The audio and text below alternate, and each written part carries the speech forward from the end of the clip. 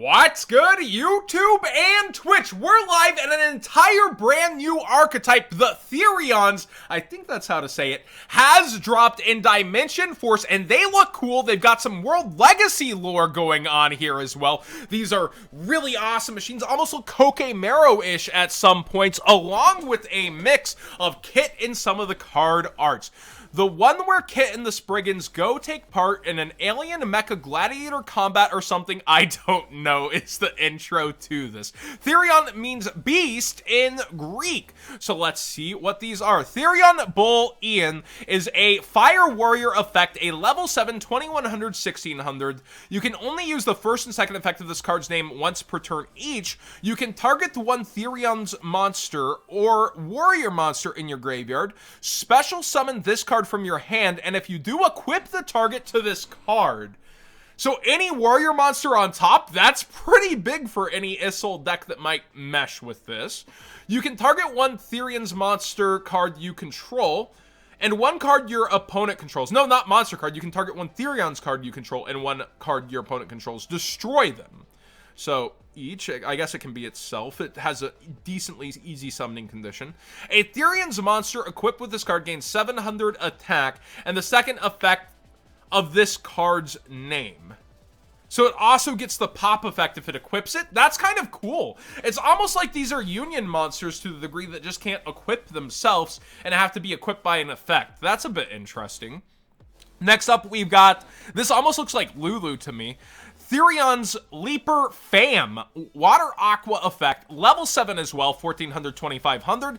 You can only use the first and second effects once per turn. You can target a Therion's or Aqua monster in your graveyard, special summon this card from your hand, and if you do, equip that target to this card. So we're going with different kind of typing for each and every one of these, huh? That's super interesting. That is very Kokemero-esque.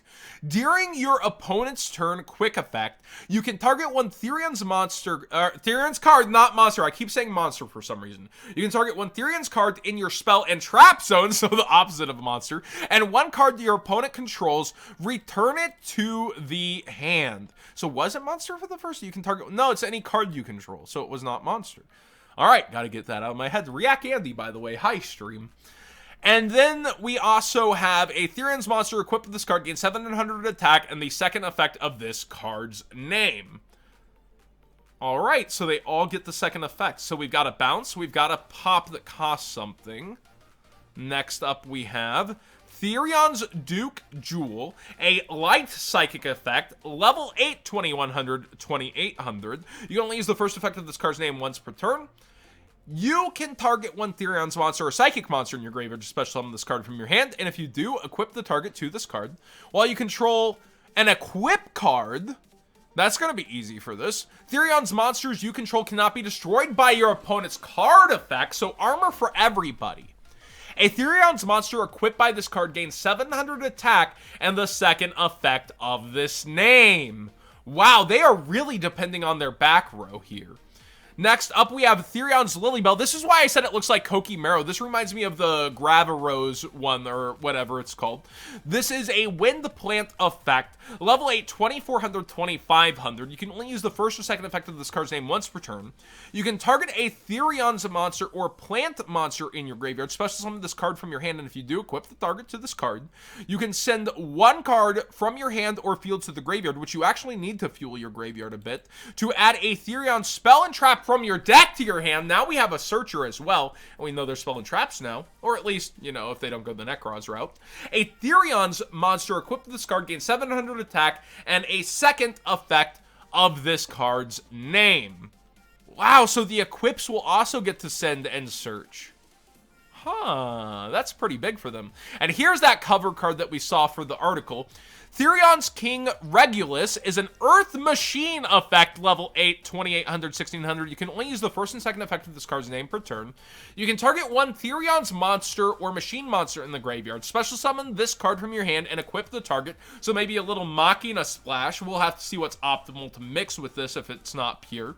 When your opponent activates a card or effect, quick effect, You can send one Therions monster card from your hand or field to the graveyard to negate that effect. So again, it doesn't seem the most splashable, as if you're just like Kokimeros, how you play one or two of them outside of the deck, like, and splash them into different decks. It seems like consistently you do need to play other Therions card to get the most out of this deck, and specifically a Therions monster card finally from your hand or field to graveyard. That's nice that it's hand or field, so you can use a resource that's already been used. And then a Therions monster equipped with this card gains 700 attack, as well as that second effect. So all of them can be any of them, depending on the equip, as well as still having their effect without relying on being equipped. This is kind of next level. This is really cool, actually, in terms of card design. This feels like a deck building set deck. But I guess we have lore here. Here's Kit finally, so we see the lore and the UFO and the other world and whatever's happening here. We have Therions Ring, the Colosseum Saucer. A field spell card, so terraforming. You can only activate one card with this card's name per turn. When this card resolves, you can add a Therions monster from your deck to the hand. Auto searcher. Once per turn, if a monster you control would be destroyed by battle, you can send a Therions card or a Perpetual Engine Argo System from your deck to graveyard instead. I'm guessing that's another card in here.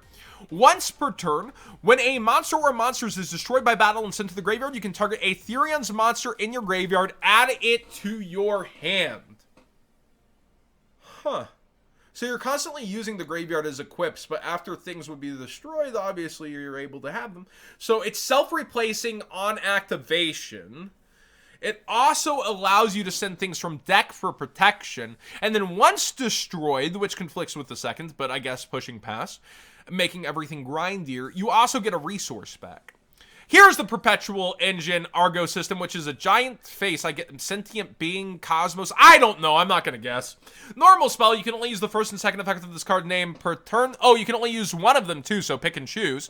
You can either send a Therion card from your deck to the graveyard with this card, or if this card's in your graveyard, you can target one Therion card in your graveyard, add this card or that card to your hand, and if you do, place the other on the bottom of the deck. So if you're adding this to your hand, you're not playing at the same turn. So realistically, this is used to cycle stuff, and then this card, on top of cycling, also gets to send for protection and cycle even further. So it's like you want cards in your graveyard to use them, but you also get a balance of getting things back. How interesting. And then there's cards that discard. This is pretty good on its resource game. It's been a while since we've seen a deck with this kind of resource game. Therions Charge is a normal spell card. You can only activate one card with this card's name per turn. Send a Therions card or a Perpetual Engine Argo System from your hand or face-up Spell and Trap Zone to the graveyard to draw 2 cards. So adding it to your hand can have another purpose. They have kind of a D-draw, and again, you want stuff in the grave. Hard once per turn on this draw card, though. That's the drawback, but now we have them battling, I guess, in this Colosseum. Therion's Cross, a normal trap card. You can activate one card with this card's name per turn. When your opponent activates a monster effect while you control a Therion's monster, activate one of these effects, or if you have a Perpetual Engine Argo System in your graveyard, activate both. Negate that effect, banish that monster. Wow. So extra value out of Argo in the graveyard here instead of using its effect too, or if the field spell's been used. Interesting. So you can telegraph cards or even bluff by leaving certain things in the graveyard. Therion Stand Up, a normal trap. You can activate one of the first or second effects of this card's name per turn and only once this turn. Target one Therion's monster in your graveyard, special summon it, then you can equip a Therion monster from hand or graveyard to it. So again, you want multiple things in the grave, which this deck fights back and forth to do, but has a balance of doing. During the main phase, you can banish this card from your graveyard, then target a Therion's monster you control and one in your graveyard. Equip the target in the graveyard to the target you control. So it's just double use after it's already been used. You can see Kit yelling, "Get up, you can do it!" and the punch is coming and stuff. That's pretty darn cool. What a mix of lore into a new archetype, into like everything that's happening. Wow. I like this archetype a lot. I think its resource game is kind of insane. Do you guys have anything to add, like where this might be, or is it just casual lore? I know we have a guy that's in the Discord that really loves the World Legacy lore. Anything to add, guys? Not all at once? So does Kale want to do lore stuff first, or Am I able to You talk about what first. I feel like? Okay, so I feel like these cards are pretty solid. I think I like all of these monsters. Um, they all perform a specific niche that is going to be very useful. What I'm noticing here is while they are hard once per turn, their third effect, giving another monster their unique effect, means that you can use each of these effects multiple times by equipping this to someone else. So if you need to bounce 2 cards, you can have a monster a Leaper, but you can also have something that's equipped with another copy of Leaper. I think the biggest problem that this deck doesn't solve on its own is being able to field these. One Because they're thing I just all high noticed also level. while you're saying that is that it has no restrictions on like going into the extra deck or anything, Yes. allowing you to go and link up and then be able to use your link materials as equips. Yeah. So what I think, it might need like just a small engine to help it.